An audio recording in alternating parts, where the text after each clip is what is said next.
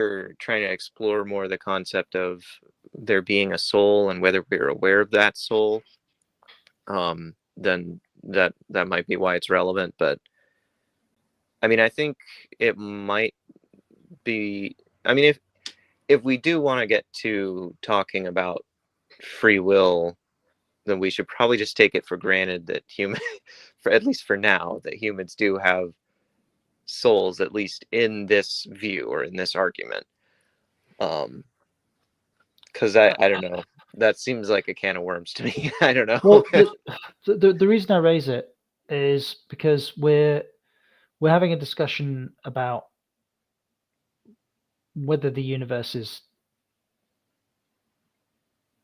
deterministic from the perspective of your Calvinistic God, and whether people, humans with agency, have the ability to either condemn themselves or save themselves from that religious worldview.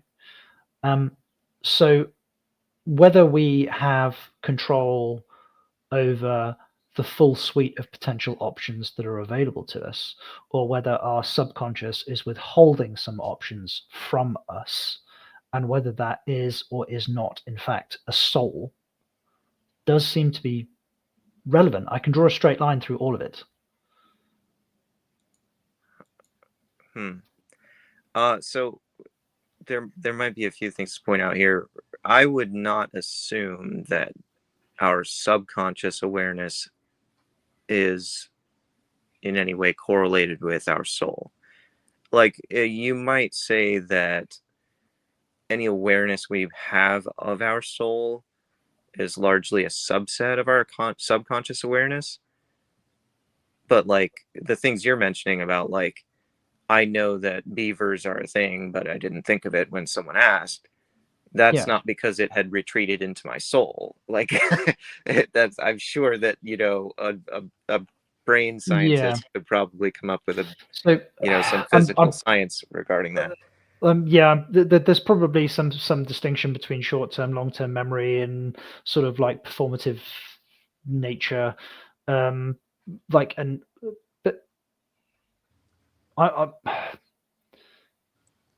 I'm not. I don't think the answers to these questions are going to be found in medical science or physics. No, not at all. There's a reason why I'm engaging with you and not a neurobiologist. If I thought the answer was going to be found in neurobiology, I'd have studied it and I'd have either found these answers or, would be ignorant from now until the day I die. I think the answers to these questions are going to be found in the types of personal interactions that we're having. And even if the answers to those questions aren't actually going to be found, even if I'm not going to actually drill down to for want of a better word, the ontology, I at least think that these interactions that we're having are going to be more self-satisfactory to me rather than the pure science of it. Yeah, and for what it's worth, I steered away from saying that our soul is entirely in our subconscious or whatever awareness of it we have, because I actually believe that we do interface with our spirit or soul, not only consciously, but in frank discussion almost every day, or at least, a lot of us do. Like when we talk about right and wrong, for example, any concept of morality we have, and like our conscience that helps guide us on our sense of right and wrong, I think at the very least interfaces with our spirit. And that's just one example. Mm-hmm. So hold that thought for 1 second. Max, after the freak gifted his 5 Matters Now memberships, one up him and gifted 10 Matters Now memberships. I lost track of how many Max had gifted today, so thank you so much for that.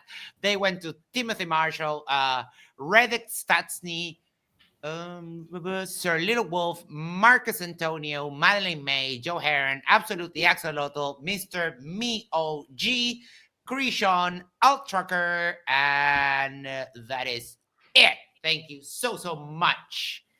Ooh, that's me. Yes. And general. also we have the freak here, so feel free to jump in whenever you want. The freak. This is great. And one last message. Matt B, a pleasant, intelligent conversation on matters now. MDD take on this would have gone full-blown Jerry Springer with Crips debating. I second Well, that. It is very easy to have this kind of chats with someone that you like and respect, and you're not just trying to like make look absolutely ridiculous on the internet. So it is a lot easier with friends. and to be perfectly honest, if I was having this conversation with, well, frankly, an ignorant Jim Bob. creationist, like I would be looking to slap them down, and that's exactly what I would do. Right. But that's not that's not the point of the exercise here. Yeah. I'm A, genuinely looking to understand Peter's position, and B, frankly, looking to be convinced. It's not like what is on offer on the other side of the table isn't inviting to me. I just, yeah, I'm just really struggling with being convinced, and that's the bottom line of it for me at the end of the day. So yeah, Let's My let internet cut out. Let's let the freak jump in here. How are you? Good to have you with us. Glad that you joined. Anything you want to talk about this that they're talking about, or would you like to hold and wait until we can bring up? I have the link that you sent me. I have it saved, so we can play that, or we can read it afterwards. So let me know what you want to do, the freak. In the chat, he Just said give one. Freak some time. He's coming in.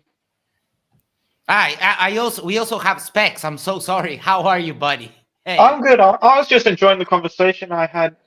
Yes. I was just enjoying it, the conversation, so I was just listening to it. It was really good. But yeah, DeFreak's coming in a minute, according to the. Yes, I chat. just read the private chat. Thank you so much. He was having some lag issues. Okay, we'll jump in whenever you want, the freak. I'm just gonna let Peter and John continue on. yeah. I mean, obviously with Peter's indulgence. So just real quick, my internet cut out for a second. John, was your example of somebody you would not discuss peacefully with a young Earth creationist? Was that the example? Yeah, not even necessarily a young Earth creationist. Because if that was the example, I should just disclose. Like you might hear some people say that I am a young Earth creationist. At this point, I actually don't know. Like if that's what I believe or not. So what? So I've it's identified difficult. that way for my entire life until now. So Well, that's good. Young Earth creationism. There are aspects of it. There are ways of presenting it which could be logically consistent. I don't think. I It's just likely. didn't want you to feel like after we had this conversation, like if somebody, like if you found out like that like, oh no, I was like baited into this or something. Like I didn't want you to feel that way. So yeah, no, it's fine. Look, you based on the conversation that we've had thus far, and only based on the conversation that we've had thus far, I do not put you in the young Earth creationist, the ignorant young Earth creationist box. And by that, I hope you don't take offense to that, but by that, what I mean is the Kent Hovind, Ken Ham-esque. Yeah. The ignorance of people like that is largely. Regardless of what your doxastic position is, you conduct yourself infinitely better than they do, and we're obviously able to have a reasonable conversation. Your position is at least well thought out. Thank you. So it looks like DeFreak is ready now to share something. Yeah, feel free to jump in. Like, come on, make friends. Don't. Sure. Okay. How are you hey, doing? John, can I ask you a couple questions? Are you familiar with the Bible? Hello, the Freak. Hello. I'm going to be honest with you. I have read it, the unabridged King James version, in full twice, but I was 19 and I'm currently 41 years old.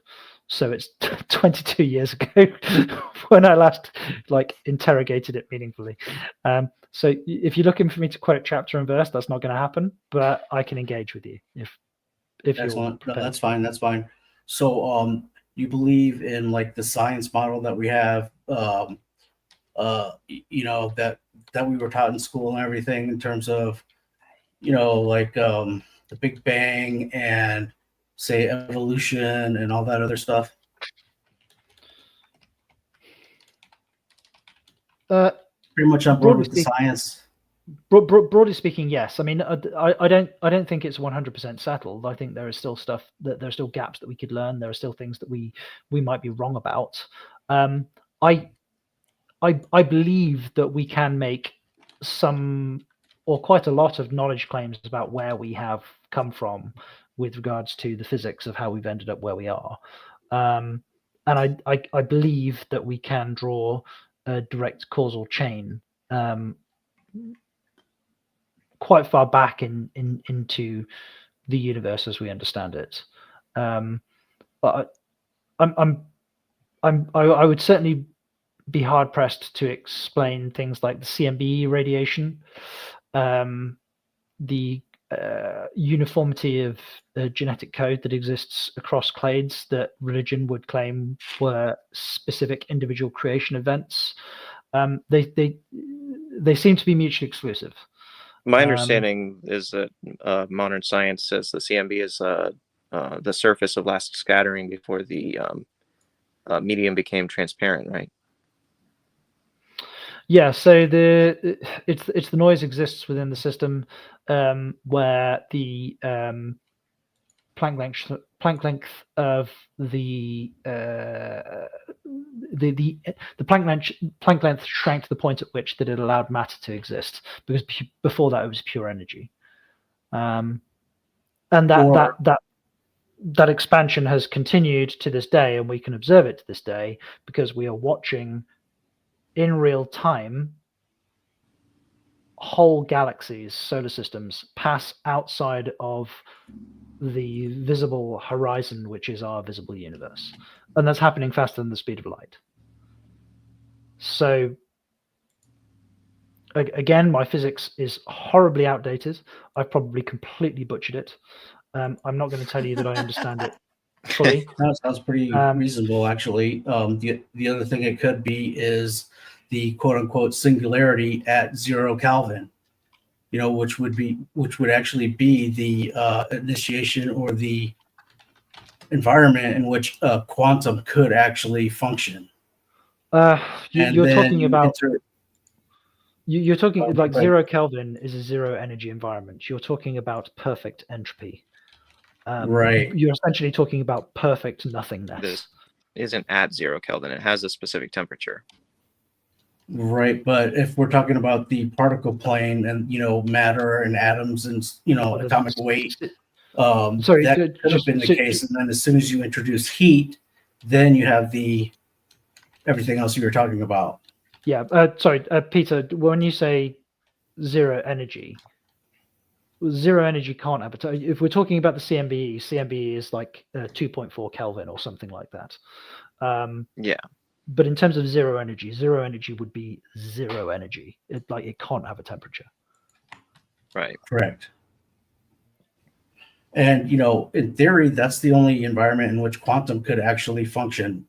Is in a 0 Kelvin environment where everything is basically one solid stasis, one singularity, one piece of wood, I guess, before heat is introduced and matter separates. Just a hypothetical, Yeah, but what's the justification for that? Because the reason I ask that is because even though we don't necessarily understand what's going on at a quantum level, we can use it to make predictions.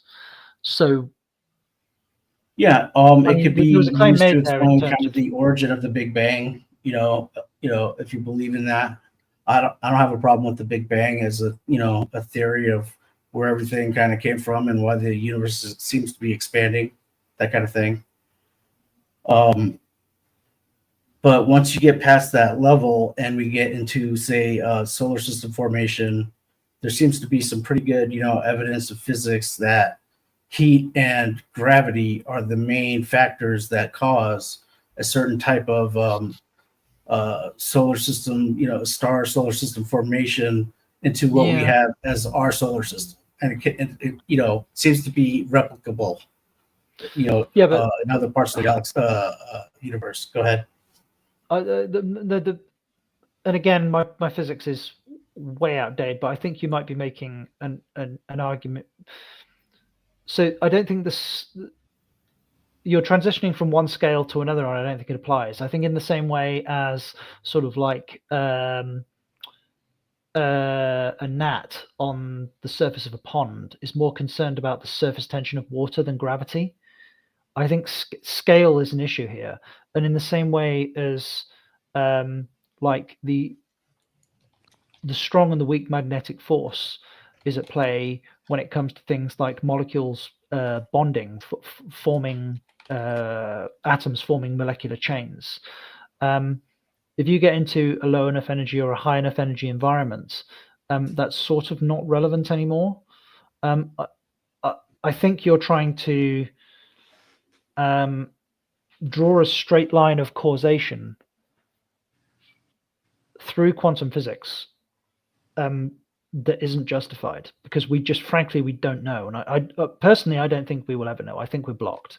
I think we exist in this thing called middle physics. I think there are levels of ignorance that we have. So as far as like random chaos goes, how big of a factor do you think that is in the universe formation, solar system formation, Earth formation, water, coagulating, and life starting? This is going to be a really unsatisfying answer for you, but it's an honest one. I don't know. All right.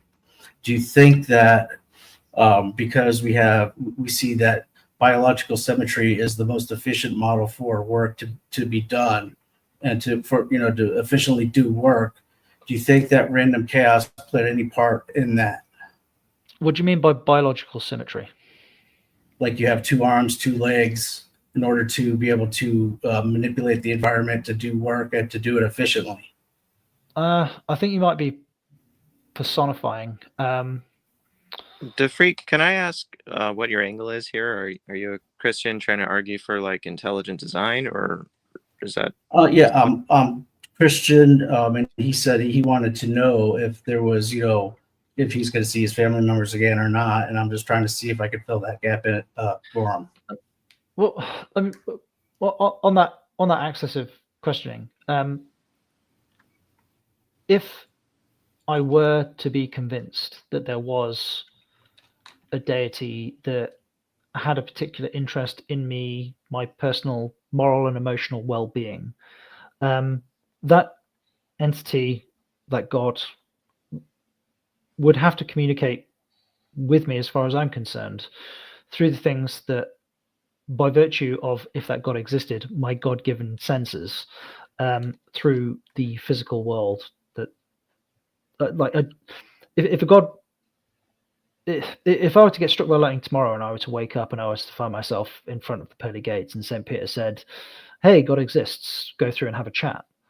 I realize that's a caricature of your position. I don't mean to denigrate your positions by stating it, but I'm trying to make a point in that when I'm stood before the creator of the universe, I would have so many questions, and the vast majority of them would be, why did you make it so fucking difficult for me to believe in you? Why? These obstacles seem unnecessary, and they don't seem to exist for people such as yourselves. Like, why did you make my salvation so fucking hard for me? Why? What possible purpose? That's a good question. You kind of stumped me there a little bit, but yeah, it's definitely a good question. The easiest, most obvious answer would be like, well, if you made it easy, then you would say he's not God because he made it too easy. I mean, so it does have to be a little bit of a struggle there. but, sorry for interrupting you, Freak, but my question is, obviously your perception is first person to you, my perception is first person to me, but I'd be interested in your answer to this too, Peter. Do you think that I'm poeing, or do you think that I'm being sincere here when I'm asking you these questions? Like, do I seem like a sincere individual? Do you think I'm genuinely trying to get to the bottom of this, or do you think I'm just playing a game? Because I feel like you're sincere. You seem sincere to me.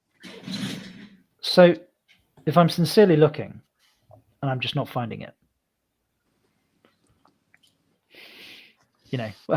what else can I do?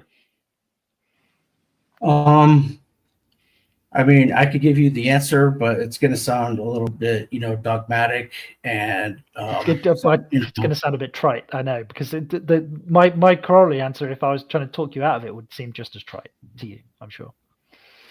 Well, for me, yeah, because I actually, have first-person witness of the supernatural, so it would be very hard for me to come off of that square. But the answer that you're asking basically would require you to have a certain amount of, let's just say, focus on what is written in Scripture. So, I think I actually have first-person experience of the supernatural too, and this isn't a common opinion amongst other agnostics or atheists. I have 2 children. The emotions and the feelings that I have towards them, I consider to be supernatural.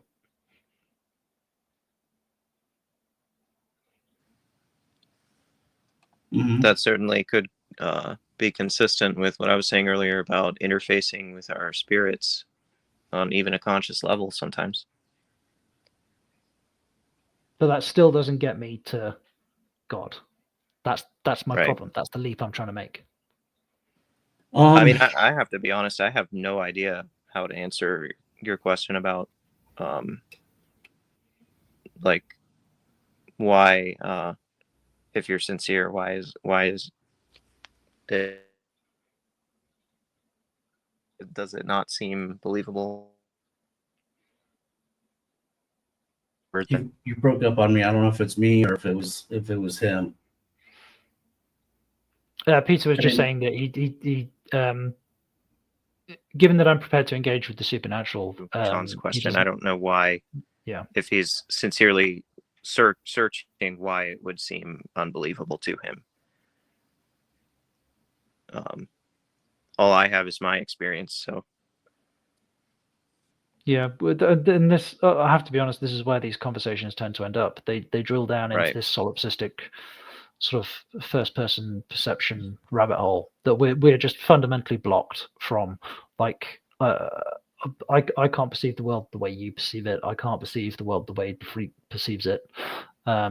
You're convinced I'm not, and possibly, yeah. I'd like to drill down a little bit into what you said and like the love that you have for your children. That is, you don't have that bond with just anybody. Those are your children. You know them from the first minute they took a breath, right?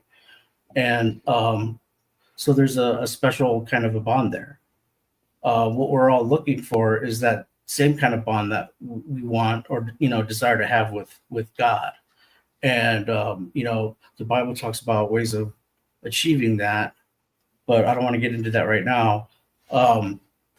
Let's get back onto the science side. Do you believe in the thermodynamics, the law of thermodynamics where energy cannot be created or destroyed? Yes. Okay, so if that's true, that means that some part of us, some remnant, some energy field, something isn't completely destroyed when we physically die in this place. Would you agree with that?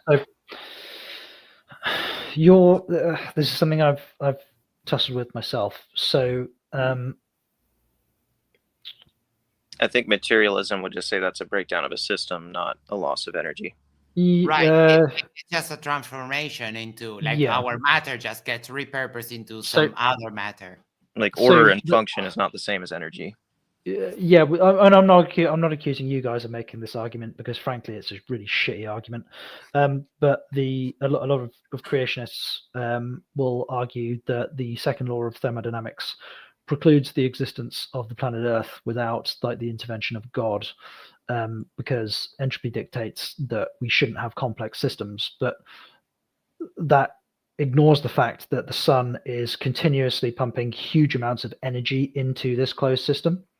So on a smaller scale, I'm a closed system, and eventually that closed system breaks down, regardless of whether external energy is pumped into it or not. But I think to more honestly engage with the idea of what makes me as a person. In terms of energy, I don't think the universe wastes anything.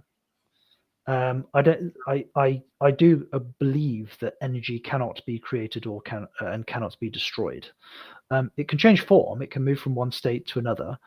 And entropy dictates that there's energy loss in every transition, and eventually that will mean that there isn't a sufficient energy gradient to allow for energy to change from one state to another state, which means we will just end up as homogenized and flat. The fact that we are rapidly learning that there seem to be a huge number of black holes at the center of every galaxy, which is actually the opposite of entropy. It's the collection of huge amounts of matter and energy in one spot. I can't reconcile, but that's just one of the big questions that we have. Yeah. So I would argue that there's actually two releases of energy when we die, and that is the initial, wave activity electrical system, our neurotransmitter, neural pathways, whatever, from the brain. So for clarity, you're talking about the energy required for neurons to phase lock in our brain, and what we perceive as being brain death is when that stops. Right. And there's a release of that energy, but then also when the body breaks down via, oxygen breaking it down into decay, that is also a repurposing of the matter, like what Max said. So there's two different things. My argument is, if that first initial release of energy is put out there, on basically kinetic to kinetic, then it's possible that God has a way of preserving some part of us, and we aren't totally destroyed when we die, just based on the law of the thermodynamics. So you're asking me if the law of thermodynamics is consistent with that hypothesis, or if it leads me to conclude that that is likely the case? Because if you're asking me if it's consistent, I wouldn't disagree with you. If you're asking me to affirm that it's likely the case, I can't make that leap. Okay, I would just say that because of that, God can't be totally dismissed off the table. Like, God should be an option as to what happens to us, after we pass. That's why I'm an agnostic, not an atheist. Yeah. Okay. So going back to real quick, biological symmetry, do you think that it's possible that random chaos could create and sustain any sort of symmetry? Yeah. It's not random chaos, though. That's the contention. There's nothing that precludes it, but Peter is absolutely right. What we're looking at isn't random. Like, our universe isn't random. There's nothing about it that's random. The ecosystem applies pressures to select or deselect. Biological traits. That's we I forgot you're not a hard atheist. We don't know that it is even possible or feasible for there to be a state of existence that does not have a hierarchy that could be applied to it. And if the hierarchy can be applied to it, it's not random and it's not chaotic. I agree. I would agree with that. I am a hard atheist, if you want to ask me something. What do you think, Max?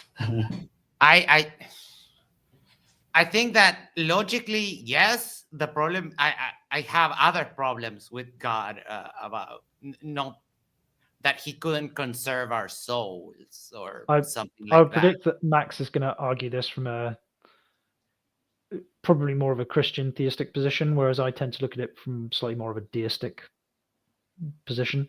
Probably.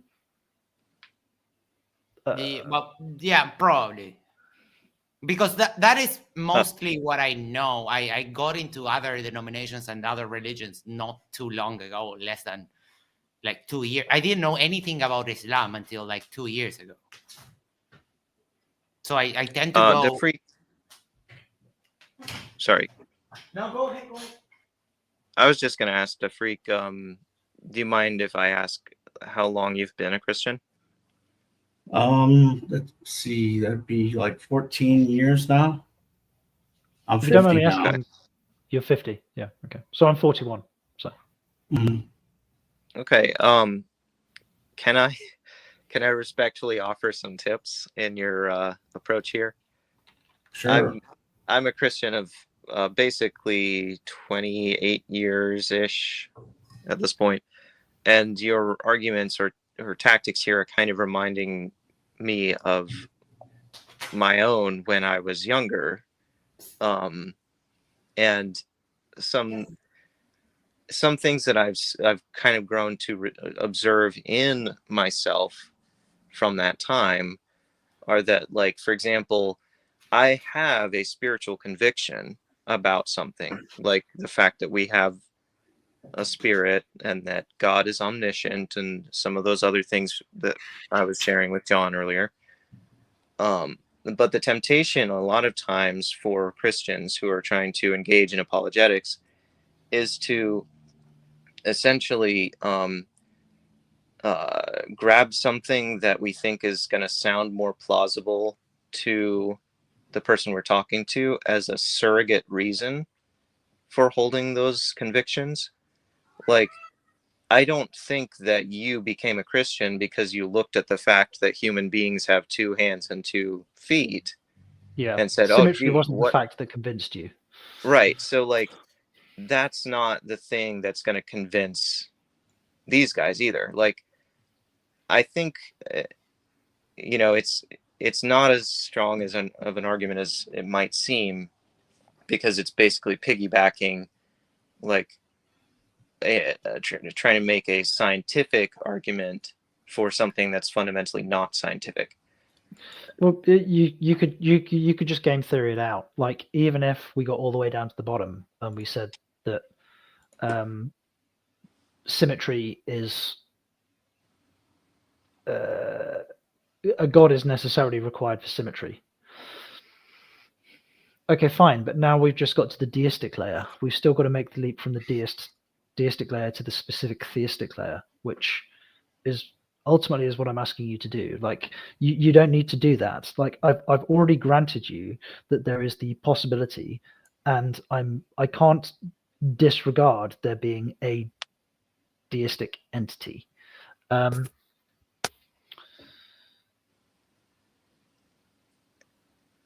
I am agnostic about that. So if we were still struggling with that stage, which John is saying we're not, I would recommend DeFreak to focus more on the metaphysical first cause argument and abiogenesis. That would be my positive recommendation. Yeah, I mean, I don't know if you know this, but I did a debate where I swapped positions with Dr. J. Dr. J advocated for atheism. I debated as a Christian. And the argument I used there, which oh my freaking cat, the cat just dropped my green screen. The argument that I used there that I find that is the more compelling in a list of not really compelling arguments is the anthropic principle. Yeah. Well, just with regards to what Peter's just said, I've spent some significant time talking to Dr. Seigart. I don't know if you know who that is. No.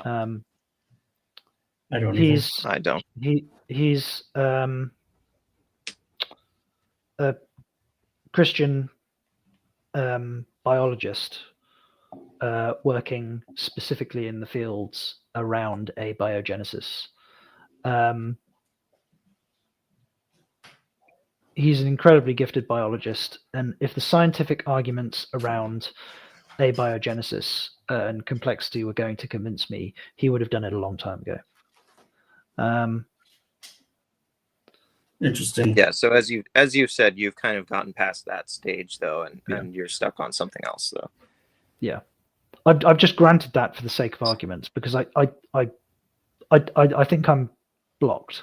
So I just want to move on to the next stage and see if that retrospectively clears up what's in my rearview mirror. And that may sound dishonest or like not the right way to go about it, but I don't think so. I can only bang my head against one particular wall for so long before I either get a flat head or a fucking headache. So, well, I'm the one who just disclosed that I'm now like not sure about the age of the Earth after being a lifelong young Earth creationist. So I know a little, at this point I know a little bit about having to juggle more than one viewpoint in your mind. Yeah, dissonance it's part of the human condition. I really wish it wasn't, but it fucking is. So I swear like a trooper. By the way, I'm an Irishman that actually drinks, but also lives in England and considers myself to be British. So my dissonance is laid deep.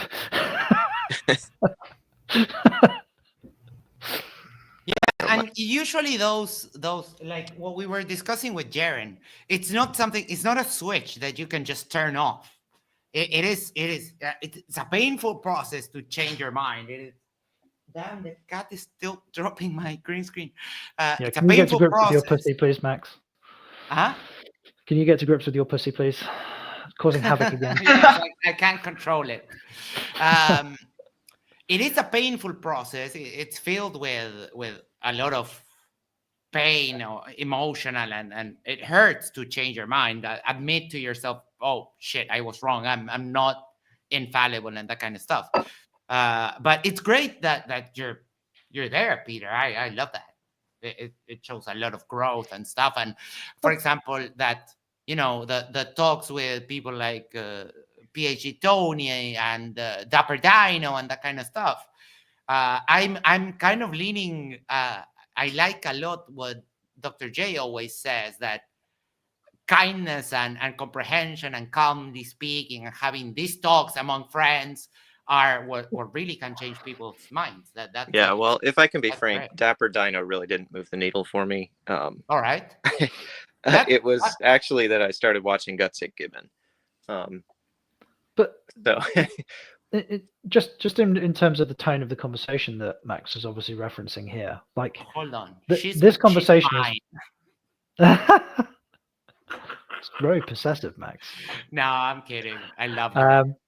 But the tone of the conversation that we've had here has been, as far as I'm concerned, excellent. Like some of the forums where these conversations are had, where people they're absolutely shrieking at one another. This has been great. I've loved every second of it. I mean, I don't care how. I agree. I don't care how entrenched a Christian is in young Earth creationism.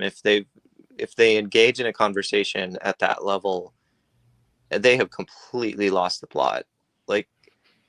Like it's allegedly it's to defend their religious beliefs or to even spread their religious beliefs, right? So the idea is to, make Christianity seem appealing, to be an ambassador for Christ.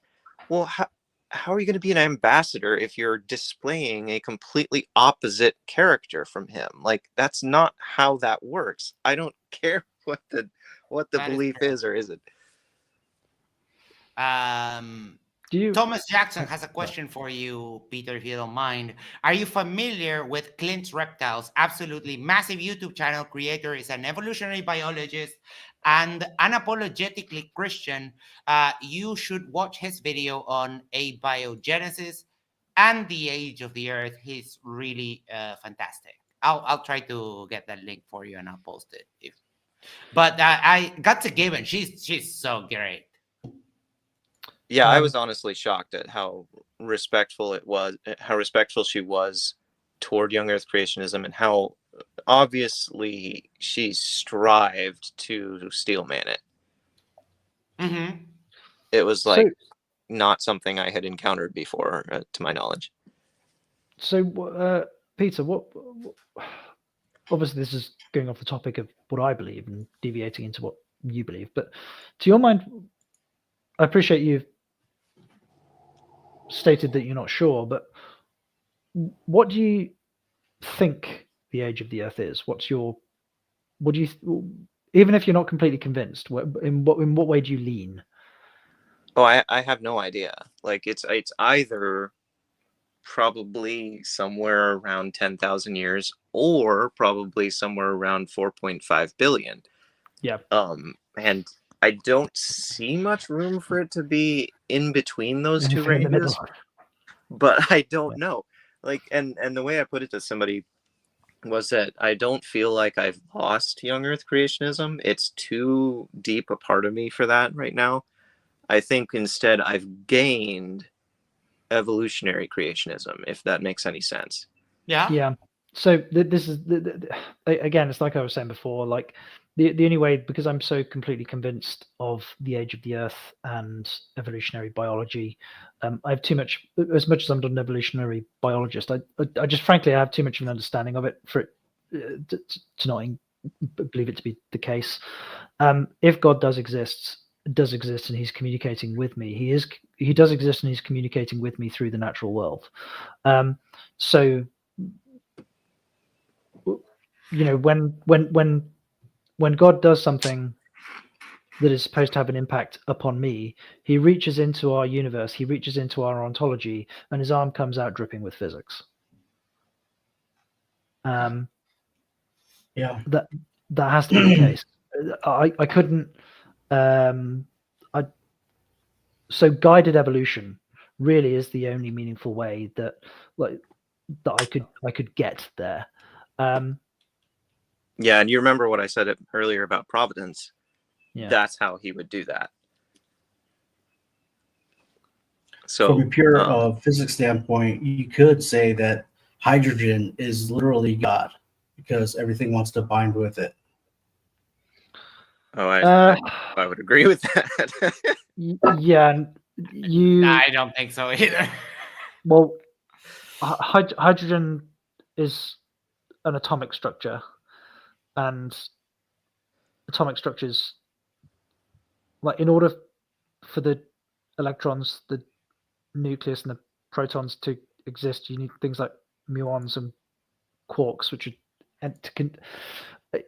there's something underneath that. And I had an argument, well, not an argument so much, but a discussion with. He billed himself as a presuppositional atheist, and he was making the counter argument of the transcendental argument, saying that because science points us towards quantum fields, that quantum fields absolutely disproves God. I'm like, you can't make that leap. And in the same way that you can't make that leap to disprove God, you also can't make the claim that some other physical principle is God. I think, honestly, I think the transcendental argument to prove or disprove anything is probably one of the biggest red herrings that our species has ever come up with. It's fucking meaningless. Yeah, Uncle Charlie, breakfast tacos. Yeah, that was a wild ride. I was like super high out of my mind, and I was like, "What the hell is happening? Why?" I think I was there for that. It took Leo and I about an hour and a half to drill down to the fact that this guy was trying to draw a straight line of causation from quantum fields, but he couldn't specify which quantum field, to the Brownian motion of our universe. And when we discovered this, Leo and I were like, we have a committee that you need to speak to. They're called the Nobel Laureate Committee. If you have solved a fucking massive problem, if you think you've solved this. Right. I also find it, as an atheist, I share his position, but I think it's such a bad argument to make. Because you're basically... I enjoyed the discussion, but it was mad. It was fun, yeah, but it's a bad... Like, how are you going to convince anyone when you're doing the same thing that Christians do. It's just like, I- oh, your presupposition is that the quantum fields disprove God. For anybody who isn't initiated into sort of like the basic physics of it, he was trying to cross out or draw a straight path through something called the uncertainty principle. Good old Heisenberg. Yeah. Yeah, exactly. It's like It's it's just inherent. it's almost like you were saying, it's a presupposition for the atheist Yeah. side, basically. But I Yeah, talked to him that's about exactly it once, what it and I was. just told him, I said, "Hey, bro, your quantum field created my God. Now what?" Yeah, Max's cat would thank you to not engage with that argument. You know, it's Yes. My cat gave me an uncertainty principle earlier. Tacos it's break. and again, Uncle Charlie says, I like Taco's shroom theory too. I don't know that. I haven't heard that either. Is it the apes doing shrooms leading to human consciousness? oh, DMT, yeah, the acacia bush catching on fire, getting Yeah. all the monkeys high, and then the monkeys start using tools, etc., etc. Joe Yes. Rogan's favorite, yeah. So, John, Of course he did. John, what do you say about germination? Of seeds? Yeah. Natural process. Why? Well, so we don't have a full. I don't think scientifically we have a full explanation of it yet, and unless you know something that I don't. What's more fundamental than that? We don't have a full understanding of any type of mitosis, how any cell splits. Germination right. is obviously just specific to plants, but Right. every single cell in your body, my body, there's, So if I showed you a piece of scripture where God says that He's the grower of the seed and you're not, does that help towards your? Does that help you take another step towards what what we believe?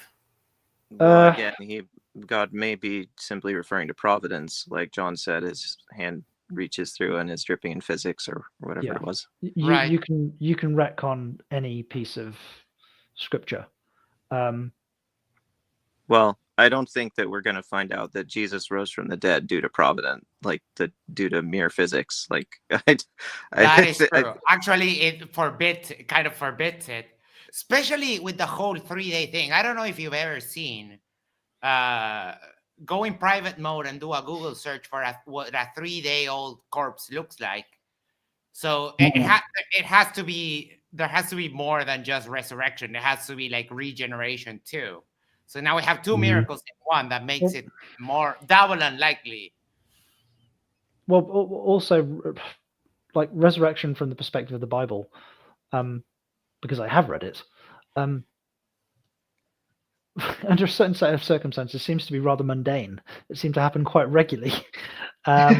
So, well, there is a difference between like reviving someone from the dead for them to continue with their otherwise natural life versus the resurrection of Jesus to essentially immortality and glorification. Yeah, that makes sense because like I can accept the difference. Like I'm not a Christian, but that difference between Jesus, because he is seen as, well, he is God being able to resurrect. I don't, and then Jesus' resurrection himself being completely different. I can understand that perspective. I'll accept the distinction between the two, but since obviously we're talking about I don't know how you guys would engage with the Trinitarian position within Christianity, but if Jesus is God, like, can God die? Well, no, Jesus is one person in the Trinity, and he did die, so somehow that has to work. So how does 1/3 of an entity die? And if 1/3 of an entity, which is all powerful, dies, how do you subdivide it? And how do and again, I might be being unfair here. I'm being this sort of argumentation is the sort of argumentation that I would make if I wasn't if I wasn't engaging with you to be convinced, that kind of argumentation, and I do apologize, I'm being a bit unfair here. That kind of argumentation, that kind of rhetoric is frankly what I would beat you over the head with if I was trying to convince the audience, and that was wrong with me. So I probably shouldn't do that. So that's fine. The Jesus. Matthew 28:15. So they took the money and did as they were taught, and this saying is commonly reported among the Jews until this day. Is this what you talked about, the seeds? No, this is actually, we can't by physics say that we can prove a resurrection or a regeneration and a resurrection, but what we can do is take testimony of what happened and say that, yeah, there was some sort of either a body snatching or a resurrection to explain, what happened there, because basically the political factions of the Jews at the time they paid those soldiers to say that someone stole the body. So that's proof of something happening. Well, but anyway, it's different. I wouldn't call it proof.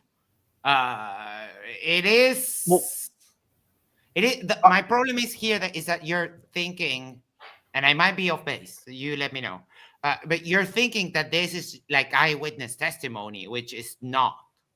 That's my first objection, right? So even if the story is true, it's possible because you made that like an or situation, but it's possible that this is like just a story, right? Yeah. Well, but if it was just a story, why would the the political faction that wants to stay in power right now pay people to lie about what happened? What I think Max is talking about a bigger question than that, like. A little bit. So there's a couple of problems that you've got. So I'm not one of those people that says that there's quote unquote no evidence. I don't like your Defreak. I don't like your use of the word proof. I do it occasionally myself, but I try not to. Proof has a very specific meaning in logic and philosophy, and I understand that you're using it colloquially. So I'm probably being hyper pedantic in terms of picking you up on it. But there is, I am one of my evidence for a claim. My position is that the claim itself is evidence for the claim. It doesn't necessarily have to be good evidence, but the claim itself is evidence because there is no distinction in practically or in reality between testimony and a claim. They're the same thing. If somebody says, I witnessed this crime take place, then they're essentially saying that they witnessed it, and we all understand that a witness statement is evidence, and a witness statement can also be a claim. So it has an evidential standard to it.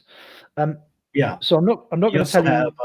Collaborating witness testimony, sorry, and that I think you meant to say corroborating.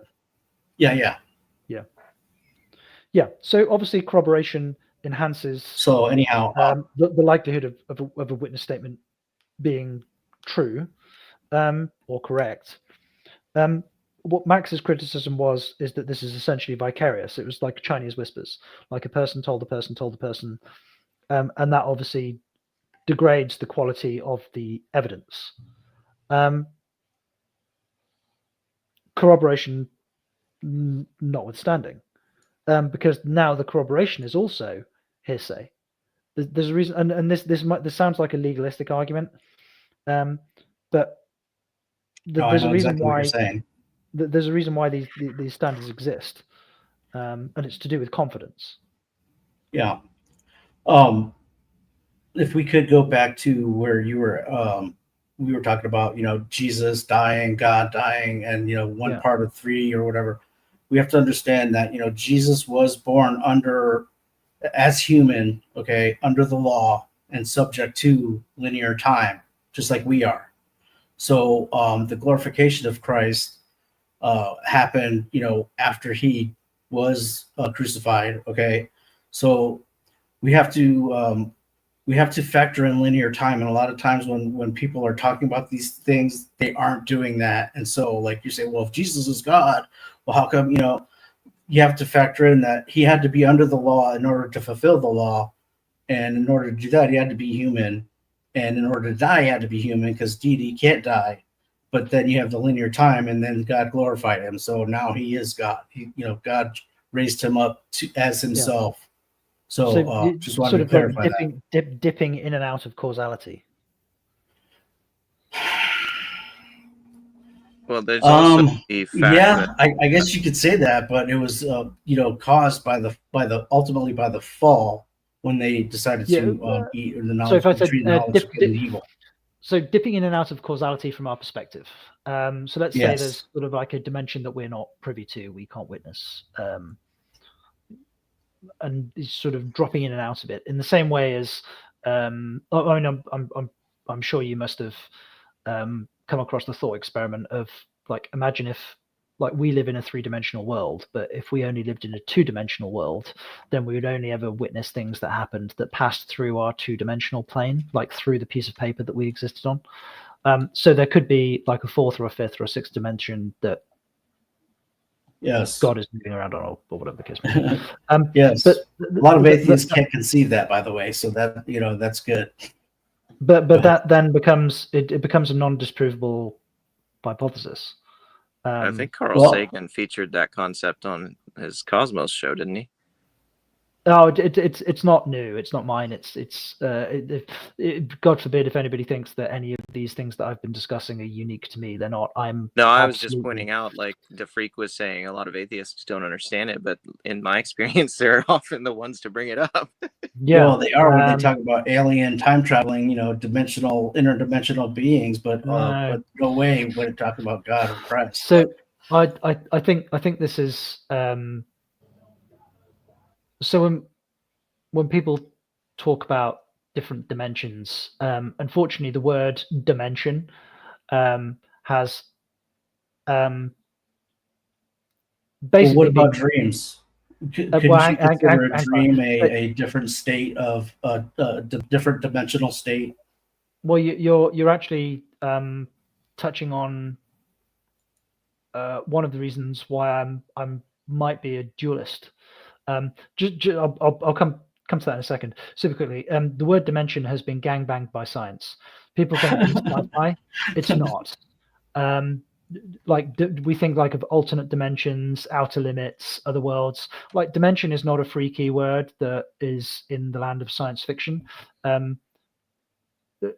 Like curved space, flat space, different dimensions. These are things that are commonplace within physics, science, mathematics, and people should probably get used to hearing them because they're going to start hearing them an awful lot more because it's part of how we are beginning to understand the universe in which we live. So like different planes of existence. Yeah. In terms of what you were talking about with dreams and them being sort of like a different dimensional plane, I'm not sure they're a different dimensional plane in terms of mathematics or physics, but the reason that it has an impact on my dualism is that when you we dream in color, we can feel things, we can perceive things in our dreams. This is going to be a bit difficult to talk about, but I think it's worth doing because it will probably lay out in part probably my hopes. So my father passed away a few years ago. He died during the first COVID lockdown. He actually was one of the few people that actually died from COVID. And that's because he also had an autoimmune condition that required him he had acquired hemophilia. It required him to be given massive doses of steroids, which suppressed his immune system. And at the time he was being given these massive doses of steroids, he also caught COVID as a hospital-acquired infection, and it fucking killed him. Oh. Sorry to hear that. So like really shit luck. Great guy. I am a product of him, and he definitely lives on in me. But the reason that I had, not shortly after he died, about 2 years after he died, I had a dream where I was stood in the front room of his house and I was drinking a cup of coffee. And this is a dream. Like, it didn't actually happen. It was a dream after he died. And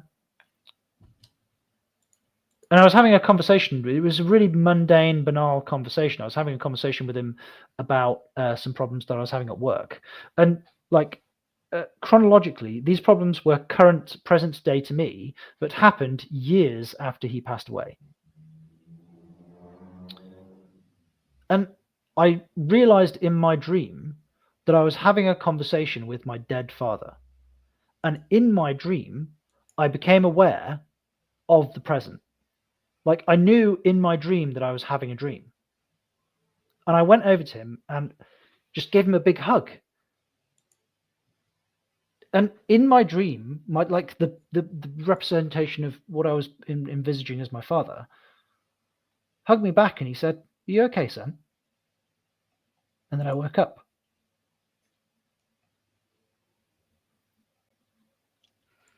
It was an absolutely mad thing to have happen. I literally woke up in tears. Yeah, that's pretty cool testimony. You know, when we talk about stuff like this, it kind of hits on two different things. We talk about like human consciousness, and dimensional arguments. I guess you could say, dreams kind of are the phenomenon that we can use to kind of peer into those, quote unquote, like, phenomenon or dimensions or whatever you want to call them. And we don't, you could say, yeah, it's just brainwave activity going into a certain wavelength, whatever. But these experiences are, they are real. They're played out in a way that you can't just say it's stupid music or it's just a frequency or a white noise or something. There's something there. I couldn't argue in one direction or the other. It may be just it could be like my brain just fucking with me. It absolutely could be the case. There's nothing to say that it isn't. Like, I couldn't tell you that it's not. I mean, I fucking hope it's not, because if it is, nature has a fucking wicked sense of humor. It kind of does, because, for example, I rarely dream. But whenever I dream, I'm a freaking lucid dreamer. So I have all the powers, like all of them. Mm-hmm.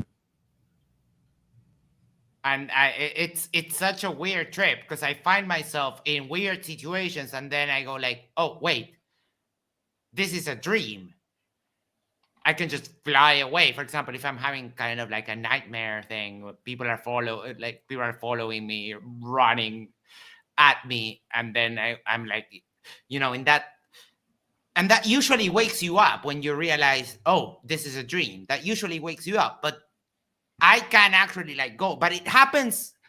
I can control it. I've been trying like all my life to actually make it something, but I don't know if it's the 20 years of weed all day, every day, or something else, but wow, it's such a mind bender, but I can't think that it's, I can't get myself to think that it's connecting to anything else. Just that your imagination has the power of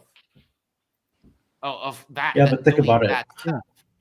It matters when we talk about consciousness and being aware and having, being able to say that we have free will and that we're above the animals and the food chain and stuff like that.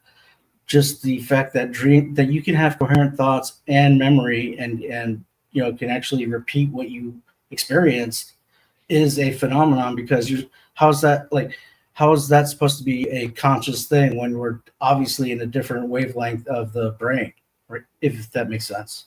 But I'm sorry, can I interject something on a slightly earlier topic? My phone glitched out completely, but I didn't want to lose the chance to mention about the Trinity. Go for it. It's the express teaching of the doctrine of the Trinity that it is beyond human comprehension. So the concept of God being triune, 3 in 1, it's you can't say that Jesus is 1/3 of God, and that if Jesus was dead, 1/3 of God was dead. it's one out of three persons in one God. And it's like our brain kind of wants to say that, oh, that means that God is made out of three parts, and if you take one away, then that's 1/3 of the whole. I got when I was hearing you say that, I got this. That was my first reaction. That seems like, oh, we can never know. It seems like, oh, this makes little sense, so I'll just attribute it to it being unexplainable. The ripcord's built in, essentially. Yeah. Like when you that to me, when you come across, if God exists and he has our best interests at heart, and if he is trying to have a relationship with us, if he's trying to commune with us, then it must be inherently understandable by us. To say that there are just parts of it that we're not able to understand,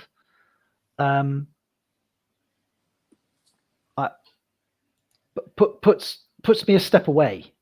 It makes it puts me closer. It puts me closer to like the trickster God, you know. Like, where did you say if God is inherently understandable to us? Is that what you said? No. So if God exists and is trying to have a relationship with us, then the message must be understandable by us.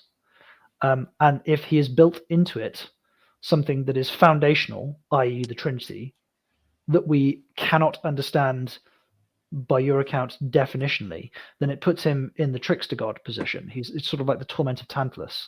You know, the wine is just out of reach, the grapes are just out of reach. Like we're just getting close to the ability of being able to understand, and then he yanks understanding away. That's not a benevolent entity. That's a trickster God.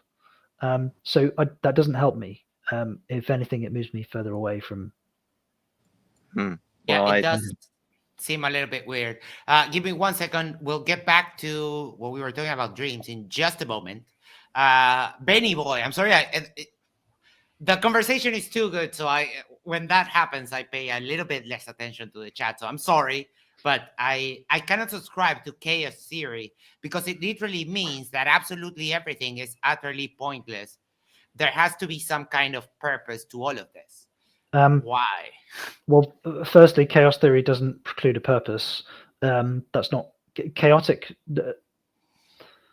But also, I think when you use the word purpose, a better word would probably be telos. You're looking for a teleological reason as to why. There's some ultimate purpose, as in the same way as words don't have definitions, they have usages. The bit of the universe that we're stood on right now has a particular purpose to us, but a telos would be, from the perspective of a creator, would be the ultimate purpose that the creator intended.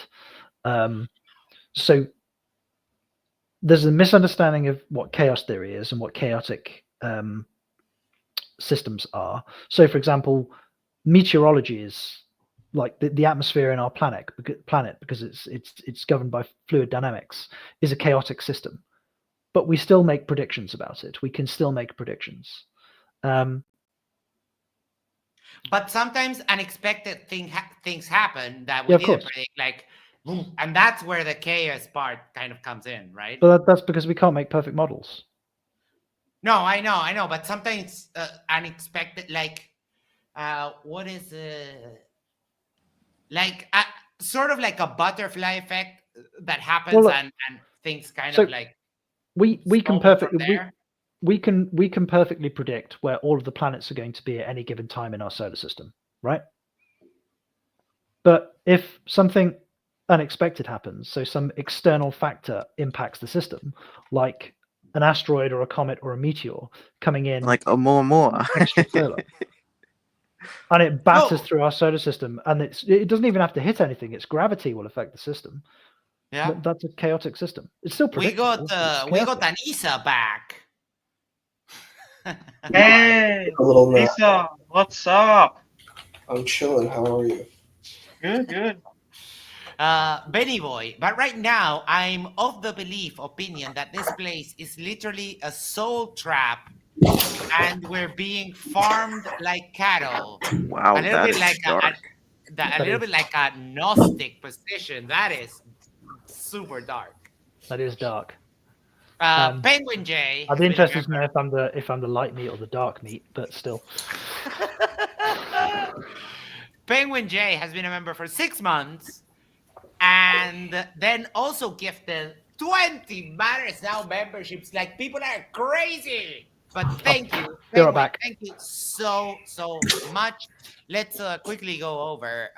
They went to Adam Scott, the Digital Disciple, Night Fox, Wi-Fi Gospel, Brenda Debates, O. Henry 78, Rossi, Halsoy, Tony Heupel, Hamad Ahmed, Mr. BK, Melodome, Shiji, Von, Sea Lion Prime, Knock It Off Fleur, Dan Opheim, Jehovah's Daughter Barbara, and Mike Goat Killer, Ren the Dragon, and that is it.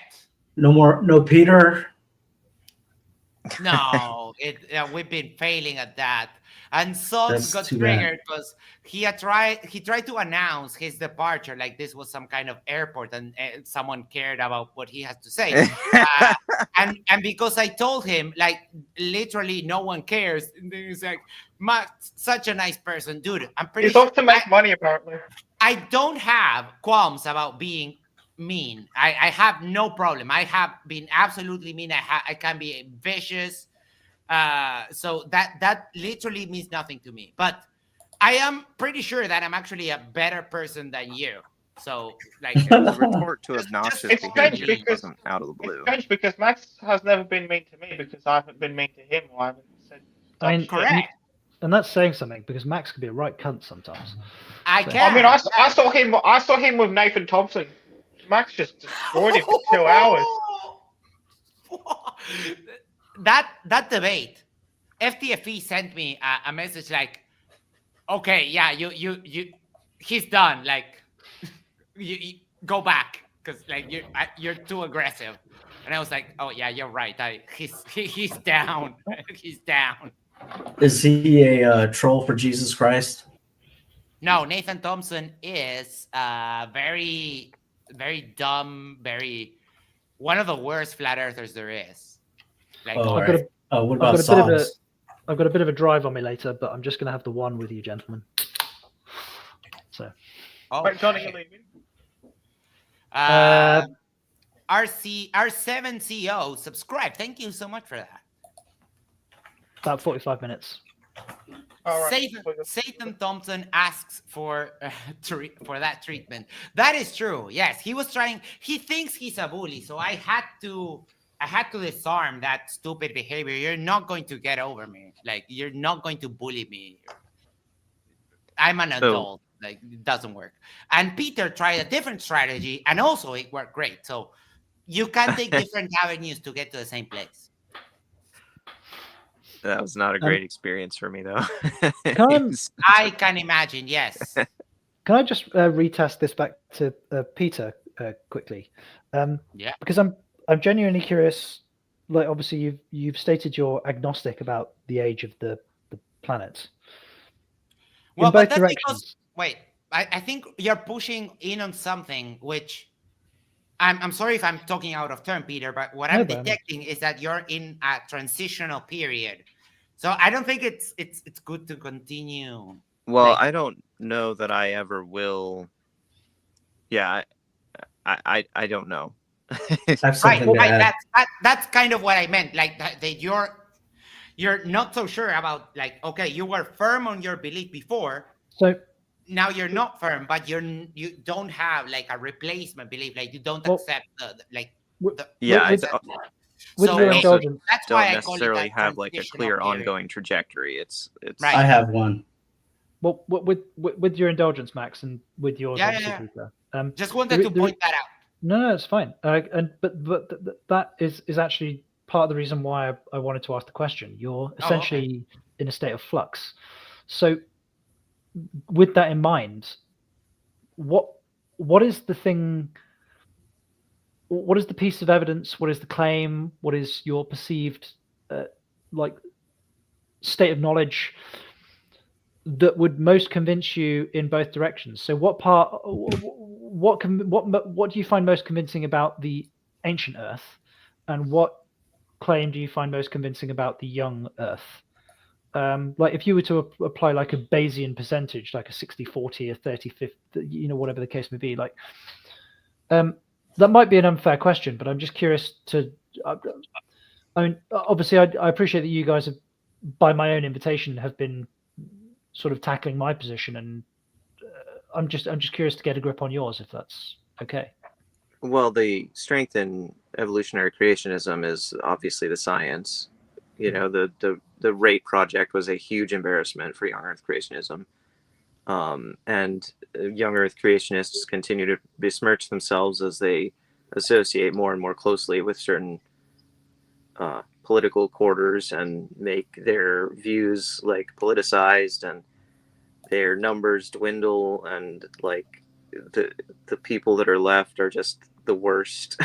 And I'm just so this tired might upset of it. you. This might upset you a little bit, but I'm a conservative, so I'd like to answer that when he's done. But yeah, sorry, Peter. Jesus said, "You tell a tree by its fruit," and I'm starting to smell bad fruit on this tree. That's the issue. That makes sense to me. Makes sense to me. If I could, Max, answer that question. Yeah. I think that it's actually totally irrelevant. I think it's subversion of Christianity and the Bible. And I think that no matter if it was 10 million years ago or if it was 10,000 years ago, the young Earth doesn't start until someone actually puts a pen to paper and say, "I saw this. I witnessed this. This is what happened. I am here." So there is no young Earth until somebody puts pen to paper.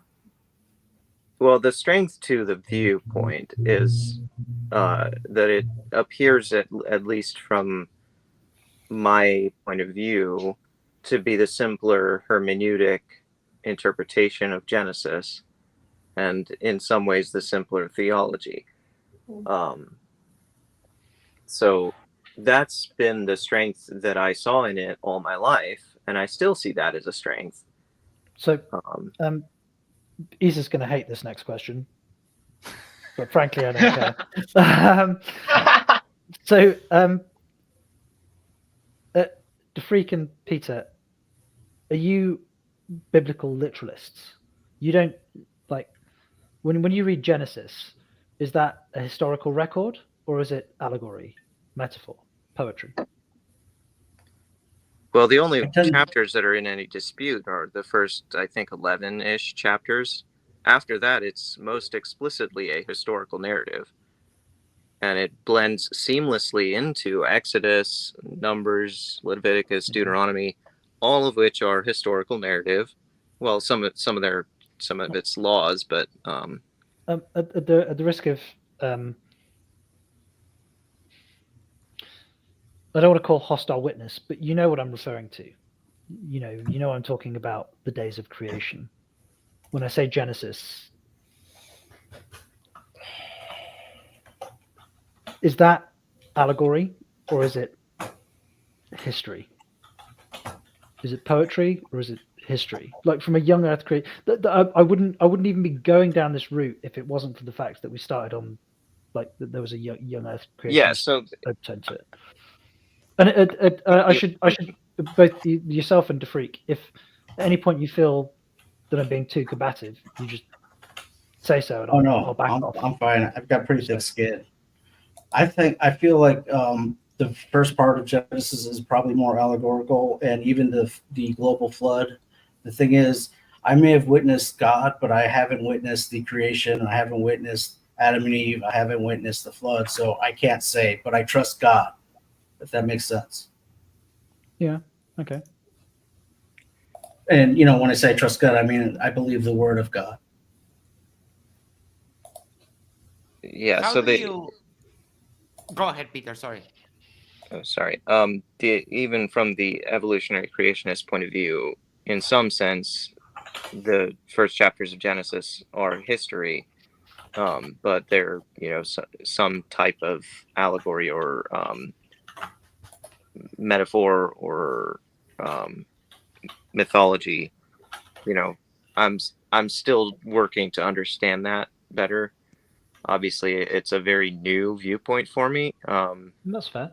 Before I used to sort of dismiss it out of hand, frankly, because that's the way I was raised. But yeah, the young Earth creationist view, I think it's fair to say it takes those chapters as literal history. Yeah, my problem with that is the severe lack of evidence for the historical claims of the Exodus and Moses and some of that. I believe that there possibly could be some kind of inspiration behind the characters. Like, for example, if we pull it, someone has some keyboard noises. For example, if we look at Hercules, it is possible that Hercules is completely a myth, that just an invented character a la Superman, right? But it's also possible that it was some kind of like a hero and he just got overblown, because we have cases of that like actually happen in recorded history. So I don't know, there might be something there, but I can't, I haven't found the evidence yet. And every time I hear someone tell me, oh yeah, I found the evidence for the Exodus, it's always debunked nonsense. Yeah, I mean, the obviously it seems to be self-evidently the case that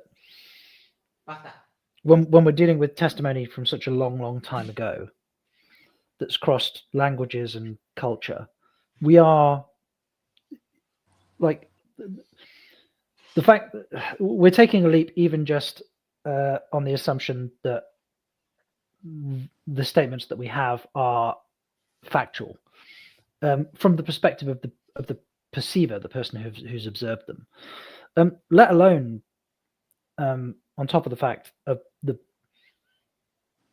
distinction between an is statement, like a descriptive statement, and an ought, or like drawing the correlation from, like, let's for argument's sake say that Jesus was pinned to a giant cross and stabbed through the abdomen with a spear and buried in a cave for 3 days, and then he came back to life. That doesn't mean that everything else follows. That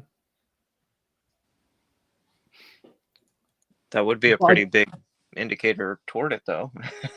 Well, I'm not saying that it's not correlated, but there are a huge number of claims that are loaded in, that are built in, that don't follow from that.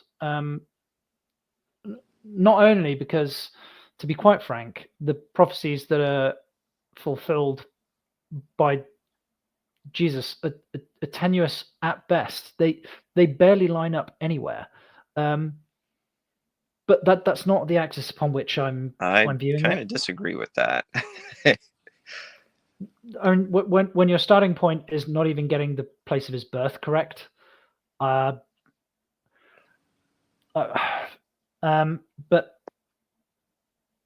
or even the time of his birth, which changed with the Gregorian calendar. I am, but that I don't want to critique religion and Christianity on that axis. I was thinking more along the lines of Isaiah 53, like almost describing crucifixion, 1,000 years before it was invented. So that sort of thing.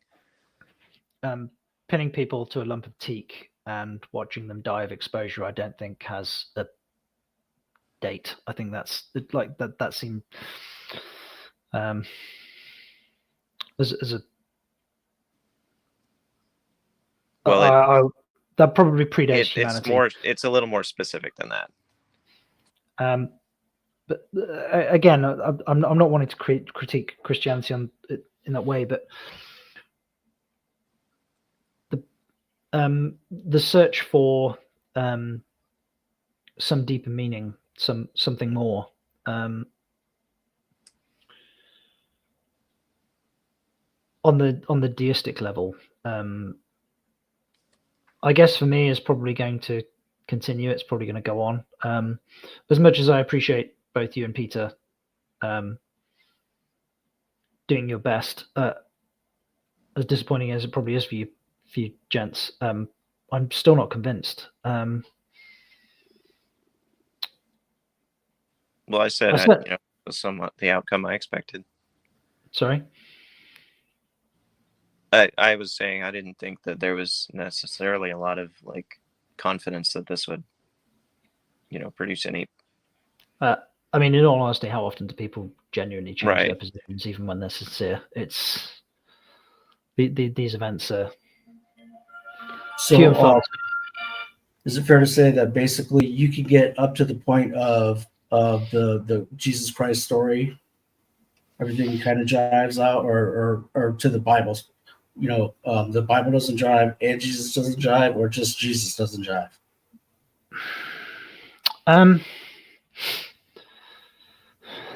So I can engage with this from a deistic level, like a prime mover, a first cause, maybe even potentially a moral lawgiver. Those arguments have some merit, I think. But do you think Moses existed? Do you think there was a real Exodus? Did King David exist? Those things. Yeah. So some of it, I think, is probably true, or at least is inspired by some actual actions that happened. For example, like David versus Goliath, or people being subjugated by the pharaohs and fleeing across a desert to escape. I think it's highly probable that those things did happen, like in history. In fact, I'd be shocked if they hadn't have happened at some point, or an underdog winning some kind of spectacular battle in one-on-one combat. But that being said, and probably one of the most scared times I've ever been in my life is when I thought I'd killed a person. I was taking part in a martial arts contest. The guy had 25 pounds and 6 inches in height on me, and I kicked him in the head, and he went over like a fucking tree. I thought I killed him.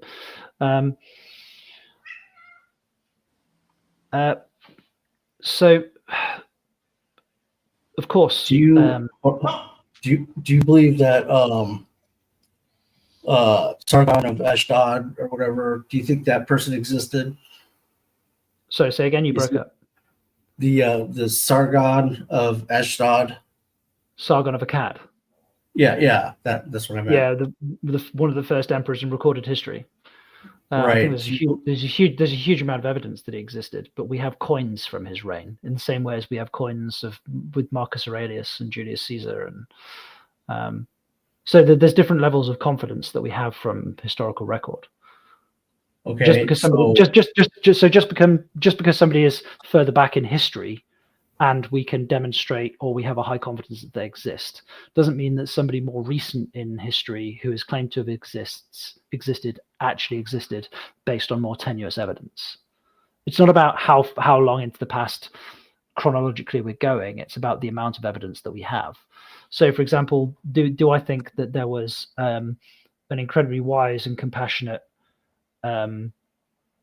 Jewish priest that the Romans really fucking hated? Almost certainly. Well, Jesus was a priest, at least not during his earthly ministry. Well, yeah, maybe. But you understand what I'm getting at. Yeah. There's seals from the Israeli kings as well, and the tribe of Judah, their kings. So like the seals are definitely evidence, throughout history, even like, Babylon, the Babylonians, a lot of, correspondence or whatever, they had those wax seals or whatever they were. We also have in their text that we have them also cross-referencing each other in terms of, who these people were and who they had battles against and things like that. So all of that kind of collaborating, kind of evidence, makes the case for a lot of the historical parts of the Bible. Yeah, of course. And I'm I don't want you to think that I'm being obtuse when it comes to sort of the corpus of biblical history. Some of it, I'm sure, is historically correct, it's historically accurate, I'm sure. Yeah, but I believe that starts like from David, and I'm giving you David like for free. Solomon is the one that I can actually grant you. Yeah, Solomon existed. We have the temple and that kind of stuff. Well, we don't have Solomon's temple. That's a second one that was rebuilt. But yeah. Well, yeah. But I mean, there is more like historical evidence for Solomon than for David. But I'm comfortable in granting David, like, okay, for free. And then you have like say King Herod, who built a lot of old time infrastructure in Israel, and you have Pontius Pilate, who was an official Roman. What do you call those? But all of those are post, so I have no problem granting that those people existed, because we have corroborating evidence from other sides for them. What I do, for example, with Herod, like the census, the way like that people had to go to where they originally came from for the census, that literally makes no sense. So it is rooted in probably history, but there is a lot of embellishing, if you want, of the story. Yeah, I could see that, but written into the United States Constitution actually is a 10-year census that's supposed to be done, nationwide. So it's not like censuses were, they did do those in order to track population. Yeah, but censuses did happen, but you never have the condition of going back to where you came from so that you can get censed.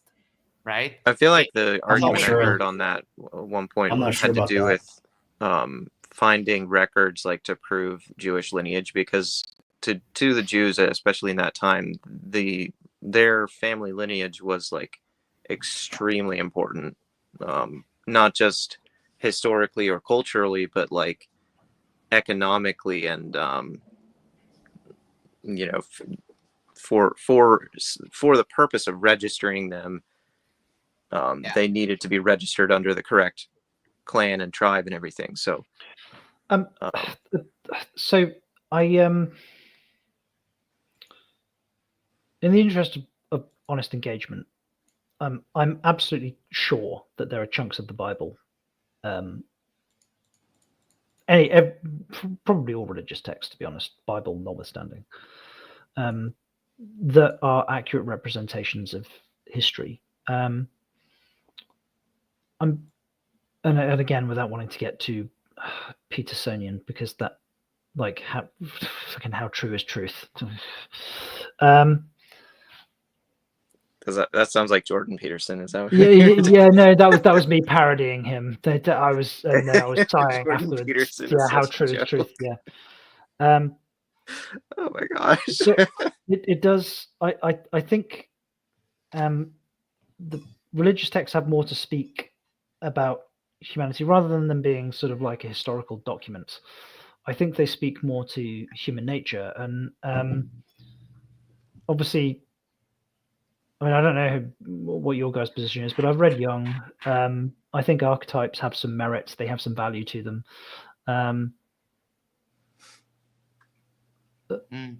I think it is, archetypal, like the Abrahamic call to adventure, to put oneself outside of one's comfort zone, or like Job, to try to explain unjust circumstance despite one's best efforts. There's a lot of archetype. There's a lot of justification going on here. I think arguing over the nuts and bolts, the nitty gritty of history, is, to be honest, is sort of doing it a bit of a disservice.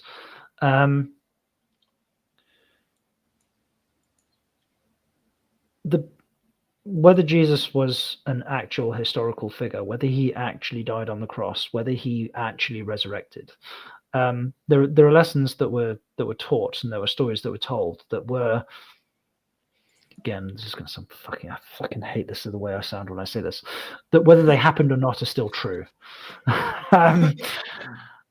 If that makes sense.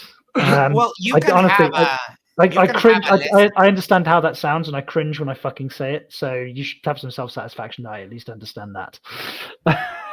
You can have a session, like a story that is 100% false, and the moral lesson also still remains true. That I don't think that is a problem. But I'm so sorry. I don't have any. Like, I'm tapped out of stamina. Cat is going like fucking wild. He's scratching all over my green screen.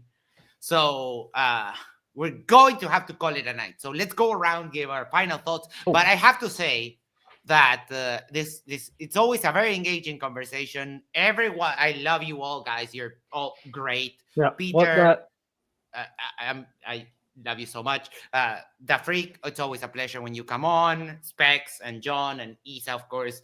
I can't thank you enough for joining me and making this a really unexpected thing. I wasn't expecting to be at 10 a.m. still streaming, but it's been great. So let's do the blind. Who's there? John. Isa. No, John. Yeah. Isa might be asleep, I think, because he went home from work. He worked all night, so. Yeah, I'm here. What's up? Oh, sorry, hey. I'm walking. Hey. Oh, you're walking here. Yeah. Hey. Oh, that's a beautiful day out there. Thank you. So what's the question? Final thoughts on everything that happened today. Max says, I could only listen for some hours, but this was an awesome stream. Thanks to everyone who participated, especially the people on the panel. So Max, thank you so much. So Isa, any final thoughts about what we've been saying? Anything you would like to add? We'll be on our way. I was thinking about yesterday, and I was thinking about that kind of conversation about Jews and people of color. It was, I don't know, I kind of was affected by that a little bit. I'm sorry. Yeah, it was a little problematic. I mean, I have seen this happen with the flat earthers. They tend to talk about these things, and I work in DEI, so it's very problematic to me. I was reading this book. It's called The Turner Diaries. It's kind of like, I would say it's sort of like a Nazi propaganda book. But there was this guy, his name was Timothy McVeigh, and he bombed the Oklahoma City building, and he had this book in his house. So I was curious, and I started reading it. I read half of it. It was so disgusting and vile, I just couldn't finish it. I'm going to try at some point to finish it, but basically the depiction of Jewish people and African Americans and black people, it was the same depiction as in that book. Mm-hmm. Very disgusting and grotesque and very problematic. And I think that's a lot worse than saying the earth is flat. I don't really care if you think the earth is flat, but if you're like an awful bigot, that's something that's a lot. Well, there's a reason. There's a reason Michael Toon says he wants Austin Witsit to stay flat earth. And that's it. It's no. like John, we agreed that You were going to PayPal it, but it's okay. Don't worry about it. I'll make up the difference. It's fine. No, but it's not because of that. It was just like more direct, but it's okay. John. This was like you knocked it out of the park. But I can't thank you enough. I did send you like a request on PayPal because that test didn't come through for some reason. Yeah, I saw that. I don't know what it is. There is something about like where you're residing. My bank is deeply suspicious of the people who shill white powder in your area of the world. So it's keeps getting bounced back. That is true. Uruguay is a transit country.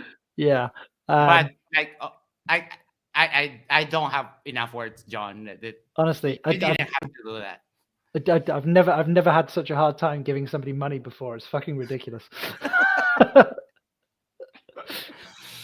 Sorry, we cut you off, Isa, but I had to address that. That was too much. Yeah, I mean that's all I really wanted to say. It was just that element was a lot worse than anything about flat Earth. Like you want to think the Earth is a pancake? Okay, I mean that's your right. We have freedom in the country to think, in the United States, and in certain places in the world, we have the freedom to think what we want. That's your opinion, but like when you start going and saying that there's these evil cabals and these Esau.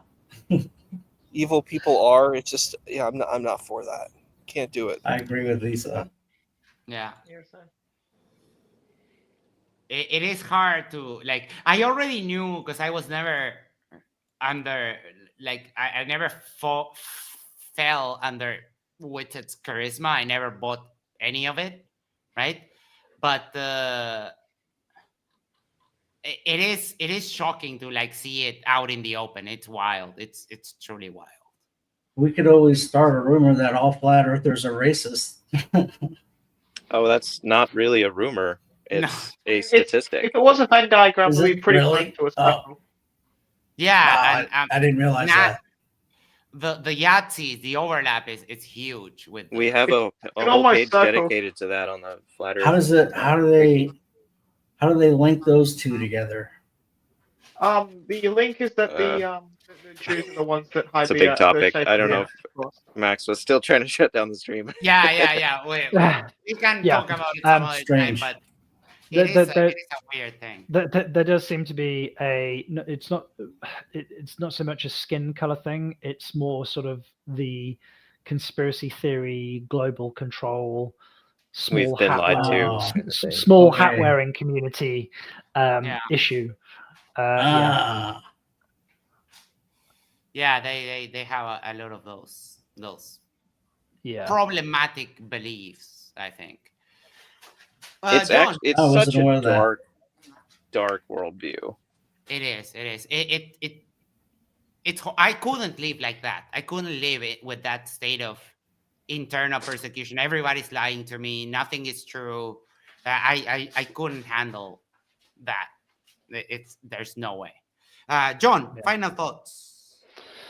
Well, just to thank Peter and Freak for the discussion. Really, towards the end, I really enjoyed it. I'm sorry you didn't manage to convince me. I hope you think that I was at least open and honest in what I was asking of you. Of course, it's an interesting problem that I have. My intellectual position doesn't line up with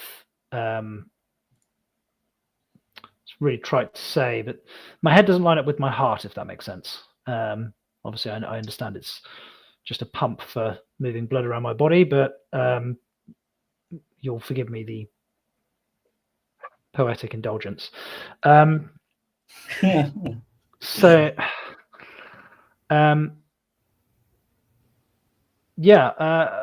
No, it's just been a great discussion, and I just thank everybody for it. Thank Max for his I think we might have shaved a few, if not years, then weeks off of your life with the exhaustion here, my man. I've done worse. Don't worry about it. Oh yeah, I was there for that too. Yes. but even before that, I've done worse. I've spent 3 days partying and doing drugs the 3 whole days. So this is nothing. I'm just tired.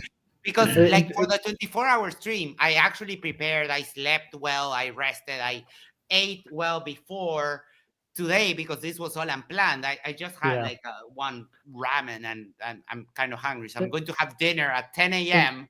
and go to bed. Nice. In fairness, the weekends of debauchery where I'd finish work at like 6 o'clock on a Friday, and then I'd walk back into work at like 8 a.m. on the Monday wearing the same goddamn clothes are a couple of decades in my rearview mirror, I'm thankful to say.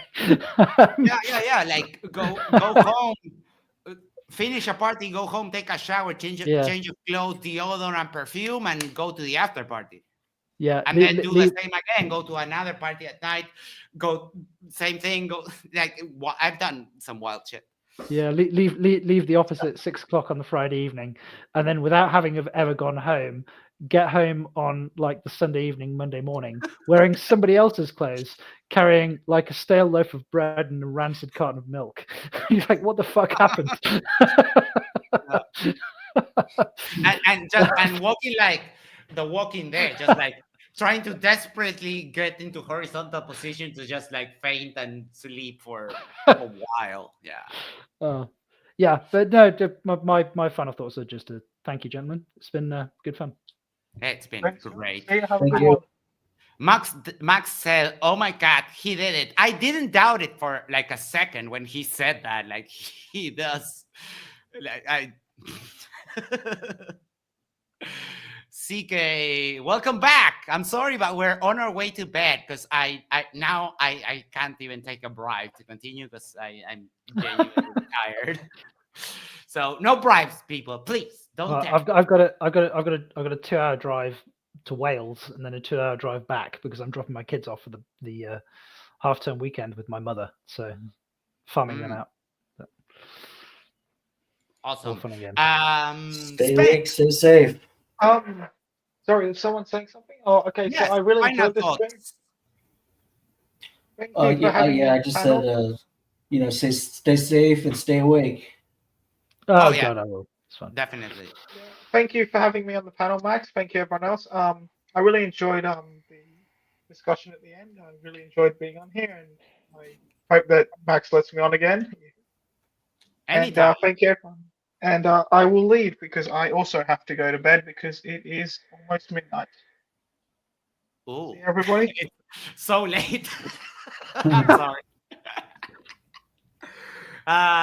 The freak.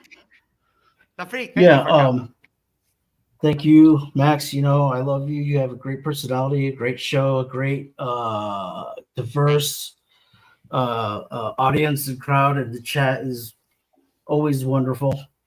I really appreciate the chance to talk to John. It's always interesting to hear kind of people's testimony who, they're seeking, but they haven't quite made the connection yet. I always find those people interesting, and I'd like to hopefully be able to talk with him again. Otherwise, I'll be around, and we'll check you out later. Thank you. Thank you so much. My good sir, Peter, I hope you know that how loved you are by everyone in the audience here, and you and Katie. I really honestly hope I can get to meet all of you one day. But yeah, love it. Final thoughts, please. Can you hear me okay over the AC? It just turned on a minute ago. Yes, sir. Okay. Yeah. All good. So I kind of want to go in a little bit of the opposite direction from what I mentioned earlier with, trying to use an argument to convince someone else that was not the thing that convinced us. I want to just be really honest about I think the main reason I am a Christian, and not in some last ditch effort to help John or whatever, but just in case it might help. I don't know. Or move the needle in some way. the analogy that keeps coming to my mind is a few years ago in 2016, I was at my parents' house, and they have like 8 acres, and there was this pair of kittens that showed up, and one of them, well, both of them at first, but one of them was like really feral, like it would not come near us, but we kind of wanted to be able to like take it to the vet, you know, so we were trying to tame it, and this was an arduous process. We ended up capturing it 3 different times, you know, and we had to essentially wrestle the kitten into submission, but eventually like it flipped, you know, because that's the way animals are. They flip into understanding, okay, this is a caregiver, this is a friend, this is not a creature that's trying to hurt me, you know. Mm-hmm. And I think that there's a lot of merit to like comparing that to our disposition toward God in a way, like at least in my view, it's almost like a switch that flips in our souls, you know, in our spirits of thinking, if I go this direction, I might actually die. Like there's nothing in me that is able to go toward this you know, belief system or this being that seems so alien, so capricious, so incoherent. But like from the point of view of someone who's in relationship with that being, it's like nothing could be more beautiful than this relationship. And I want to specifically describe the gospel, like the fact that, or the idea that Jesus died on the cross for our sins and then rose from the dead to give us eternal life. That, I think, to me, and this might sound irrational, and maybe on some level it is, but to me that is, it's so virtuous, so morally beautiful, that I don't believe it could have been invented by humans. And it's like it's so beautiful that it has to be true. I think that's the biggest reason that I'm a Christian. And you can see how that cuts through so much of the like parsing out the piles of evidence and stuff. Like obviously we're not really capable of doing that to a full extent. So that's, I don't know. That's what I wanted to share. I know you want to close out, Max, but two thoughts about that. Sure. One, the first one is that is probably the most polite way I've ever been called a pussy in my life. Secondly, in the same way as the dream that I relayed to you with my recently deceased father, there's nothing more that I want to be true. Right. I think what you just said there, and it's not quite the same, but I think it has a degree of crossover to it. There's some, it's analogous, you know, in the way that it's so beautiful to you that you want it to be true. That hug to me, even though it was in a dream, I don't believe it actually happened. It was so beautiful to me that I want it to be true. I think the thing for me is that just because I want something to be true isn't enough. It needs to be true. Yeah. It's a crying shame I can't get there. Yeah. But I thank you for the conversation anyway. Oh, yes. It was an absolute delight and a little bit of a palate cleanser after like a bunch of hours of watching Witsit and the other Derplings. I think it was great. And it kind of shows that, yeah, I can be like a brutal asshole. But if you come talk with respect, even if we heavily disagree, we can have like respectful, meaningful conversations, and we can even be friends with having like very different views. So, but don't come here like puffing your chest, because it's not going to go your way, the way that you think. Like, just people know that now, I think.